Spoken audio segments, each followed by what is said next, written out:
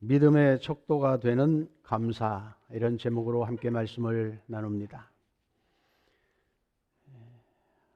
예수 믿는 우리들은 하나님께서 우리를 예수 안에서 새롭게 하셨다 하는 것을 믿습니다. 새로운 생명도 주시고 새로운 가치도 주시고 또 살아가는 삶의 이유도 예수님 안에서 새롭게 조정하여 살아가도록 그렇게 불러주셨다는 것을 믿습니다. 뿐만 아니라 때마다 우리의 필요를 자상하게 채워주시는 그 하나님 공급을 누리며 또 감사하며 살아갑니다. 더 나아가서 우리가 떡으로만 살지 않고 하나님의 입에서 나오는 말씀으로 산다고 하는 영적 진리를, 비밀을 알고 그렇게 살아가게 하심도 감사합니다. 그래서 우리가 세례를 받으면서 이제 더 이상 내 욕심대로 살지 않고 나는 죽고 죽었고 그리스도 안에서 새롭게 태어났습니다 하는 것을 믿음으로 고백하고 교회 앞에 그렇게 서는 것이지요. 또 때마다 주님의 몸과 피를 마시며 내가 주님과 하나가 되었다고 하는 사실을 느끼고 경험하고 그리고 함께 고백하는 이 거룩한 예식을 우리가 진행하는 것입니다. 예배 그리고 때마다 지키는 절기, 이런 것들은 예수 그리스도 안에서 우리에게 주시는 하나님의 은혜를 기억하고 돌아보고 드러내고 찬양하고 그 하나님께 감사하고 영광을 돌리는 수단으로 우리에게 주셨다, 그렇게 생각을 합니다. 레위기 23장을 보면 가나안에 들어가서 이제 정착하여 사는 이스라엘이 농사하고 이렇게 살아갈 때에 처음 거둔 열매, 첫 이삭을 거두어서 제사장 앞에 드려라, 그렇게 명령하십니다. 처음 것을 드린다고 하는 것은 그 이후에 오는 모든 것도 하나님이 공급해 주신다는 것을 인정하는 믿음으로 드리는 행위입니다. 이것은 첫 해만 드린 것이 아니라 매년 해마다 그리고 대를 이어서 영원히 지켜야 하는 규례다, 그렇게 세워주셨습니다. 뿐만 아니라 가을 추수가 다 끝나고 나면 수장절, 절기를 지켰습니다. 하나님이 주신 것을 감사하고 모든 곡식을 저장한 이후에 그렇게 함께 축제하며 하나님의 은혜를 누리는 절기이지요. 이 절기를 통하여서 우리가 하나님의 백성입니다. 하나님이 우리 하나님입니다. 하나님이 공급하셨습니다. 은혜 가운데 우리는 하나님 안에서만 살 수 있습니다 하는 것을 같이 고백하고 그 하나님 앞에 예를 갖추어 절하는 그러한 일을 하게 했습니다. 어떤 사람은 한국교회의 맥주절을 시기를 잘못 정했느니 원래 그때가 아니라는 둥, 또 추수감사절은 미국의 절기인데 한국의 선교사들이 갖다 놓은 것이니 성경적이 아니라는 둥 비판을 하는 사람들도 있습니다. 더 나아가서 11조도 구약에서 말한 율법적인 것인데 왜 지켜야 하느냐고 그런 말을 하며 비판하고 반대합니다. 틀린 말은 아니지만 그러나 많은 것을 놓치고 있다는 생각을 합니다. 보이지 않는 하나님을 섬기는 우리들이 그 하나님에게 예를 갖추어 드린다고 하는 것은 우리가 생각하는 이러한 포멀한 눈에 보이는 우리의 예식을 통해서 하나님 앞에 존경을 나타내는 것이지요. 그것이 우상을 섬기는 것과 혼동되지 않는 선에서 우리는 이 교회의 예식, 예배, 절기, 행사 이런 것들을 통하여서 하나님을 기억하고 우리의 믿음을 표현하는 긍정적인 면들이 있는 것입니다. 만약 그렇게 비판한다면 영으로 예배하는 사람이 왜 구태여 교회 공동체에 속해야 하는가? 나는 혼자 하나님께 예배드리겠습니다, 그렇게 말할 수도 있습니다. 하나님이 돈이 필요합니까? 헌금을 왜 내라고 합니까? 그렇게 말하는 경우도 있을 수 있습니다. 그렇다면 우리가 믿는다고 하는 것은 무엇일까? 어떻게 그 믿음을 표현할까? 이러한 근본적인 문제까지도 흔들리게 되는 잘못된 질문이라는 것을 우리가 알아야 합니다. 우리가 하나님의 백성 되었고 하나님이 우리 하나님이라고 하는 것을 이 모든 일들을 통하여서 공적으로 드러내고 감사하고 예배하며 그 하나님 앞에 우리 자신을 그렇게 추스려 가는 행위들입니다. 오늘 읽은 누가복음의 말씀을 보면 10명의 문둥이가 예수님을 만나서 그 병을 고침받습니다. 예수님은 말씀 가운데 이미 그들을 완치하셨고 그 완치된 것을 제사장에게 가서 판명받으라고 보냈습니다. 그런데 이 환자들은 가는 길 중간에 자기의 몸이 완전하게 깨끗하게 되었다는 것을 깨달았습니다. 그 중에 한 명 사마리아 사람이 즉시 예수님에게 돌아와서 감사를 표시했습니다. 나머지 9사람도 똑같은 변화를 느꼈을 터인데 자기 길이 바빠서 감사할 기회를 놓치고 말았습니다. 예수님은 나머지 9은 어디에 있느냐고 묻습니다. 그들에게 감사를 요구한 것이지요. 그것은 어떠한 보상이나 그런 것이 아니라 그 감사의 행위를 통하여 그들이 병 나섰다고 하는 그 사실을 인정하고 하나님께서 은혜를 주셨다고 하는 것을 드러내고 또 그들이 그 하나님을 신뢰한다고 하는 믿음을 표시하도록 감사를 요구하신 것입니다. 그게 하나님께 영광이 되는 것이지요.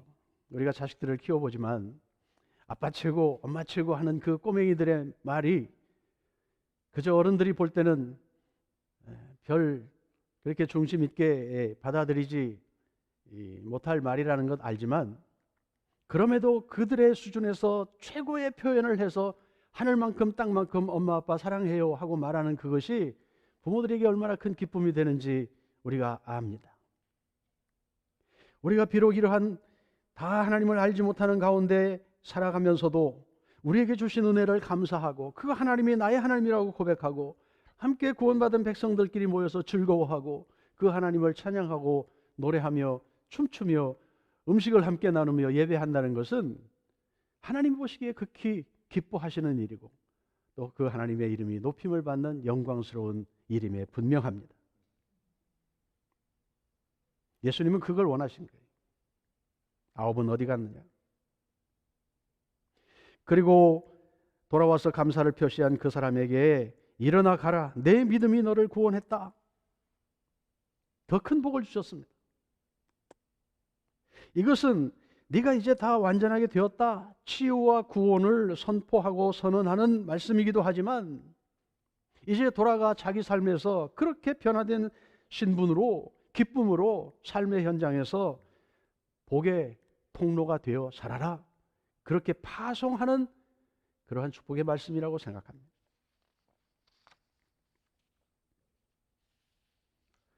우리들이 드리는 감사, 우리가 하나님을 믿는다고 하는 믿음의 표현입니다. 하나님의 복을, 하나님 나라에서 그 느낄 수 있는 복을 배가시키는 것이고 그것을 다른 사람에게까지 나누어주는 통로로 살아가는 것이 곧 감사입니다. 제가 젊었을 때 우리 친구를 좀 전도하려고 그랬더니 야, 나 교회 가면 자꾸 돈 내라고 그래서 못 가겠더라. 야, 뭐 술 담배 하지 말라는 건 뭐 건강 생각해서 이해하겠는데 뭐 돈도 못 버는 젊은 청년에게 뭘 그렇게 요구하는 게 맞냐? 그렇지요. 부담스럽습니다. 그러나 교회가 하는 여러 그 행사들과 혹은 운영을 위한 어떠한 전략이나 또 우리가 절기를 지키면서 하나님 앞에 특별한 예물을 드리거나 이러한 일들을 통해서 우리가 이 믿음을 표현하는 그 일들을 하는 것이기에 긍정적으로 또 훈련 목적으로 그렇게 기회를 드리는 것입니다. 먼저 경험한 하나님의 치유와 구원, 이것을 부지런히 드러내고 선전하고 자랑하여서 하나님께 영광이 되게 하는 사람들, 그게 곧 성도입니다. 에베소 2장 7절을 보면 하나님이 행하신 선한 일, 그것을 자랑하도록 불러주셨다, 그래 말씀하셨습니다. 그러므로 감사는 하나님이 우리의 필요를 풍성하게 채워준다는 것을 경험한 사람만이 할 수 있는 일입니다. 하나님을 만나고 그 하나님이 나의 하나님 되시고 나의 기도를 들으시고 나의 필요를 채우시고 우리를 통하여 하나님이 기뻐하며 영광을 받기 원하신다는 것을 경험적으로 안 사람이 진정한 감사를 하나님 앞에 할 수 있는 것입니다. 구원의 감격을 맛본 사람, 영적인 사실에 대해서 눈이 뜬 사람 뿐만 아니라 우리 삶의 필요를 기도하여 구체적으로 응답하시는 하나님을 경험한 사람, 이런 경험이 우리에게 필요합니다. 그래서 이런 믿음을 갖고 사는 사람에게는 부요할 때나 궁핍할 때나 풍요로울 때는 물론이고 부족할 때에도 여전히 그 하나님을 신실한 하나님으로 인정하고 그 앞에 감사할 수 있는 것입니다. 바울을 보십시오. 그가 옥에 갇혀 부자유한 죄수의 몸으로 있으면서도 교회를 향하여 오히려 감사한다, 기뻐해라, 그렇게 말할 수 있었습니다. 그 주님이 주시는 것들로 인하여 부할 때나 빈할 때나 내가 자족하는 것을 배웠다. 어떠한 형편에서든지 그것을 받아들이며 감사할 수 있었다. 어떤 이런 능력을 주시는 주님 안에서 나는 모든 것을 할 수 있다. 그렇게 고백했습니다. 오늘 읽은 신명기 8장을 보면 하나님께서 이스라엘 백성들을 40년 동안 광야에서 방황하게 한 이유를 설명해 주십니다. 그것은 먼저 그들을 겸손하게 낮추게 하십니다. 그들의 능력으로 사는 것이 아니라 하나님의 공급, 하나님의 은혜로 사는 것임을 깨닫게 하여 겸손하게 낮추게 했다. 그리고 하나님의 명령을 지키는지 내가 좀 보고 싶다. 그 과정으로 40년의 생활을 주셨다고 말합니다. 하나님이 공급해 주시는 만나를 먹으면서 하나님이 우리를 먹이는 분이다 하는 것을 경험하게 하고, 그러면서도 사람이 떡으로만 살지 않고 하나님의 입에서 나오는 말씀으로 사는 존재다, 하나님 안에서의 삶을 가치 있는 것으로 놓고 살 수 있도록 훈련시켜 주셨습니다. 그러니 이 척박한 광야를 끝내고 가나안에 들어가 정착하여 살 때, 풍요롭게 먹고 마실 때, 아름다운 집에서 살 그때에 하나님을 잊지 말아라, 이거 말씀하고 있는 겁니다.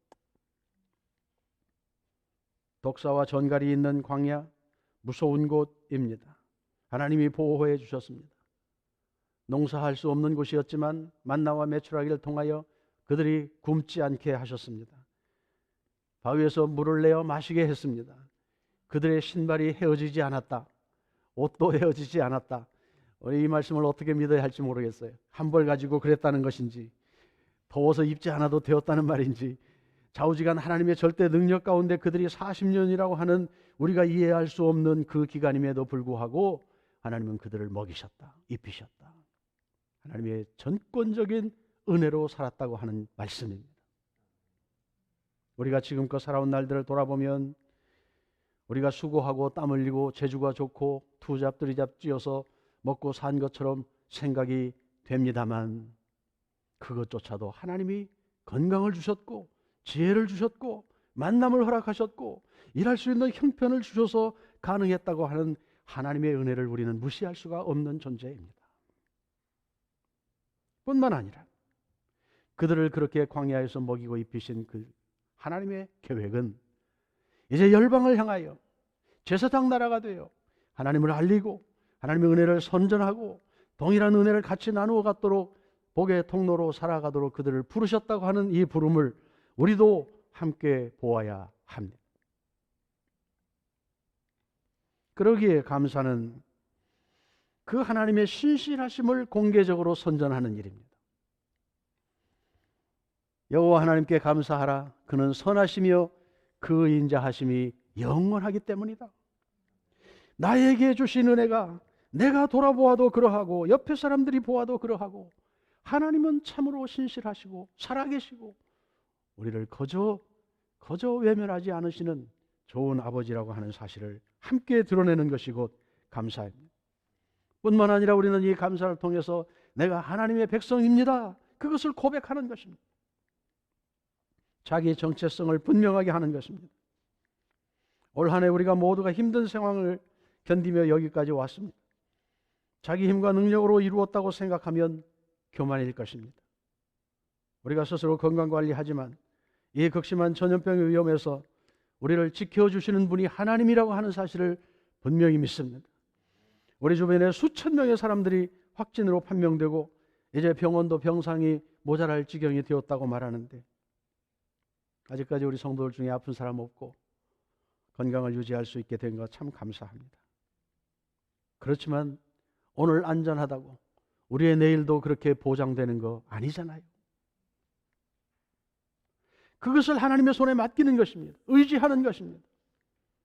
그리고 오늘 호흡하는 이 순간을 하나님의 백성으로 감사하며 기쁨으로 최선을 다하여 사는 것이 우리의 태도입니다. 감사는 자신의 약함을 인정하는 것입니다. 하나님의 주권, 하나님의 능력, 하나님의 신실하심을 믿고 의지하는 것입니다. 그리고 그것을 적극적으로 표현하는 것입니다.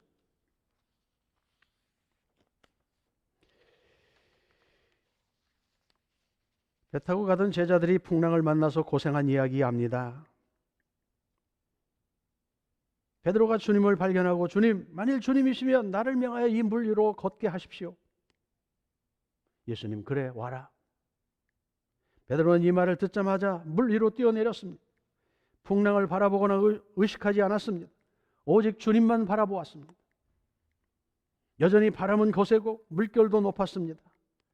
그러나 주님을 응시하고 주님을 신뢰하는 그 믿음이 그 모든 것들을 덮어버린 것입니다. 이것이 믿음입니다. 우리의 삶에 여전히 어려움들이 있습니다. 위협도 있습니다. 풍랑도 일어나고 우리의 힘으로 해결할 수 없는 문제들이 때마다 닥칩니다. 그러나 우리는 그 너머에 일하시는 주님을 바라보는 믿음이 있습니다. 할렐루야. 그 하나님이 나의 생명의 주님이시고 나를 만드신 분이고 나의 영혼을 보장하시는 분이며 자상하게 지금 나와 함께 걸어가시는 동반자 되심을 우리는 믿습니다. 여러분, 번지점프 하는 사람들 보잖아요. 저도 언젠가 한번 꼭 해보고 싶은데 될려나 모르겠어요. 상당히 높은 곳에 올라갑니다. 뭐 이렇게 보통 높은 곳에서 뛰는 것이 아니지요. 스릴을 만끽하기 위해서는 더 높이 올라가야 돼요. 몸에 고무줄을 감고 뛰어내립니다. 그러나 이것이 안전하다는 것을 그들은 믿습니다. 가끔 사고가 나긴 하지만 믿음은 그런 거예요. 무모한 거예요. 옆에서는 이해가 되지 않는 거예요. 그러나 당사자에게는 그것이 얼마나 희열이 있고 감없고 감사하고 그런 것이 있는지 모르지요. 예수 믿는 것 그렇습니다.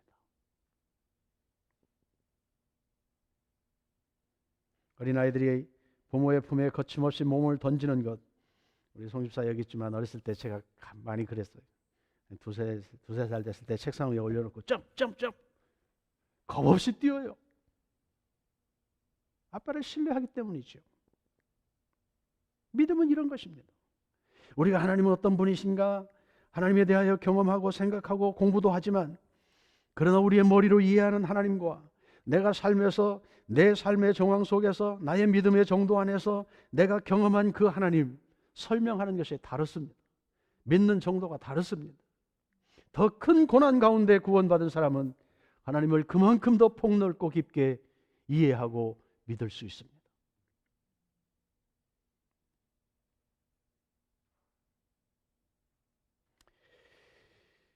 어려운 때 살아갑니다. 그러나 이것도 곧 끝날 것입니다. 더구나 이 시간도 하나님께서 주장하시는 분이라는 것을 우리는 믿습니다. 지금까지 우리를 보호하고 인도하신 그 하나님이 그렇게 해 주실 것이라는 것을 우리는 압니다. 그러기에 이 어려움 속에서 우리가 할 일은 우리 자신을 돌아보는 것입니다.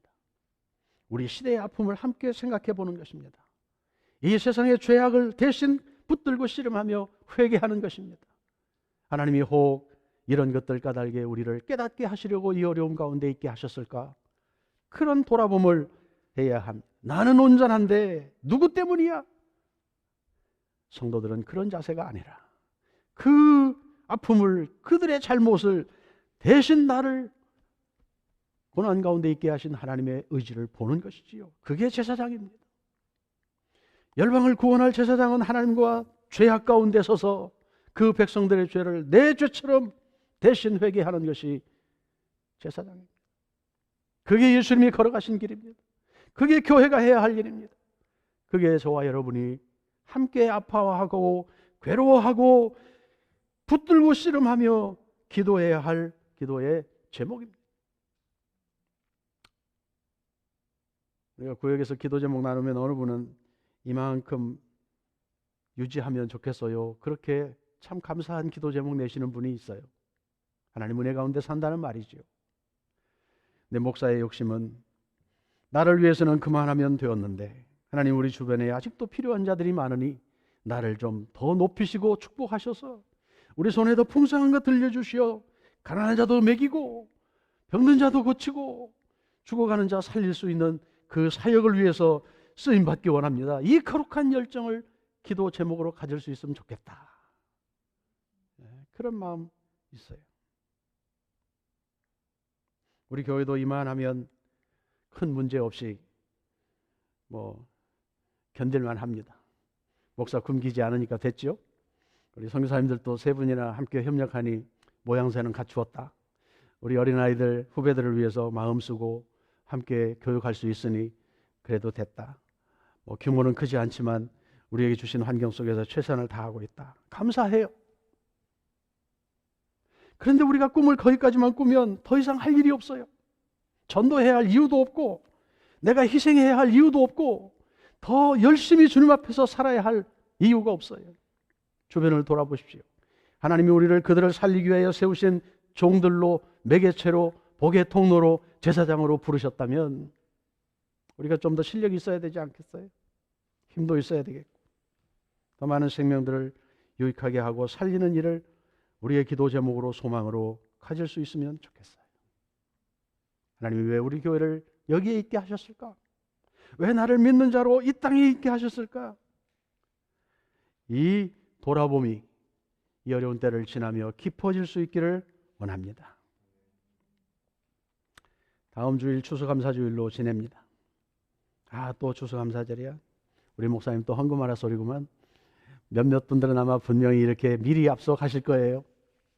하나님이 돈이 없어서일까요? 저는 일을 할 때 우리 성도들이 정말 하나님 앞에 자신을 돌아보며 하나님이 주셨습니다. 하나님이 나를 살리셨습니다. 여기까지 인도하셨습니다. 내가 그 은혜에 감사합니다. 앞으로 그렇게 쓰임 받겠습니다. 이 헌신의 표시로, 믿음의 표시로 최선을 다하여 주님 앞에 좀 표시하면 좋겠다. 그저 안 할 수 없으니 조금 흉내만 내는 차원이 아니라 좀 버겁게 힘에 겹게 최선을 다하여 하는 것처럼 병원비 내는 것처럼 돌아보지 않고 하나님을 우선하여 할 수 있는 그 훈련이 이러한 절기를 통하여 우리 몸에 체득이 되면 좋겠다. 그래야 신앙이 한 단계 점법되는 것입니다. 매일 하던 대로 매일 하는 것만큼 거기에는 별 희생의 의미가 없습니다. 우리를 살리셔서 이곳에 있게 하시고 그래도 하나님의 은혜 가운데 살아간다고 말할 수 있는 믿음을 주셨다면 내일을 꿈꾸십시다. 지금은 약하지만 하나님이 우리를 사용하여 하나님의 영광스러운 나라의 그 한 부분을 이루어 가신다고 하는 사실을 믿음으로 바라보십시오. 아직 우리의 모습이 형편없어 보이지만 이제 힘도 없고 재정도 부족하고 그렇게 대단하게 일을 할 수 없는 형편 같지만 그러나 내가 믿음으로 엎드려 하나님의 나라를 구하는 그곳에 하나님이 일하시고 기적을 행하시고 또 다른 사람들을 사용하여 함께 일한다고 하는 이 사실을 믿음으로 바라보고 눈을 열어 주님 앞에 마음껏 감사를 표시할 수 있는 우리 모두가 될 수 있기를 원합니다.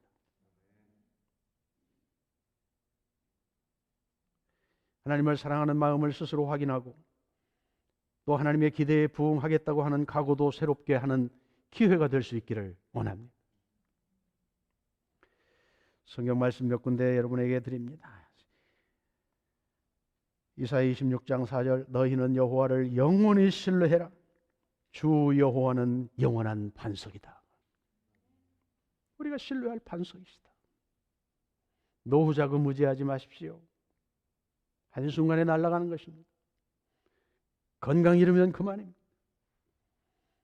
그러나 우리가 주님을 신뢰하면 영원하신 그분의 품에서 영원한 반석 되신 거기에서 안전할 수 있습니다.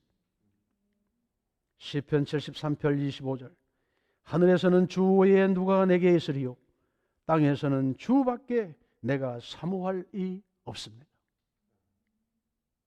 주님밖에 없습니다. 잠언 3장 5절 6절 너는 마음을 다하여 여호와를 신뢰하고 내 명철을 의지하지 말라. 너는 범사에 그를 인정하라. 그리하면 내 길을 지도하시리라. 우리가 신앙생활 하는 것은 형식적인 종교 행위에 동참하는 정도 아니지요. 생명을 주신 그분에게 생명을 다하여 충성하겠다고 약속하고 그 생명처럼 귀중한 것을 그 앞에 과감히 내어놓고 뒤따라가는 것이지요.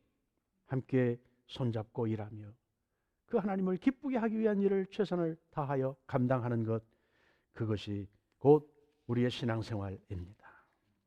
내가 먹고 살기 위한 것, 문제 해결하기 위한 것, 도와달라고 하나님을 찾는 그 정도의 차원이 아니라 하나님의 그 원대한 꿈을 내 가슴에 품고 나도 하나님과 함께 일하겠습니다. 그 믿음으로 발을 내딛는 것, 그것이 하나님 기뻐하는 신앙의 자세입니다. 우리 믿음이, 우리의 감사가 그 믿음을 드러내고 하나님을 기쁘게 하는 것 되도록 충성을 다하는 우리의 삶으로 그렇게 살아갈 수 있기를 원합니다.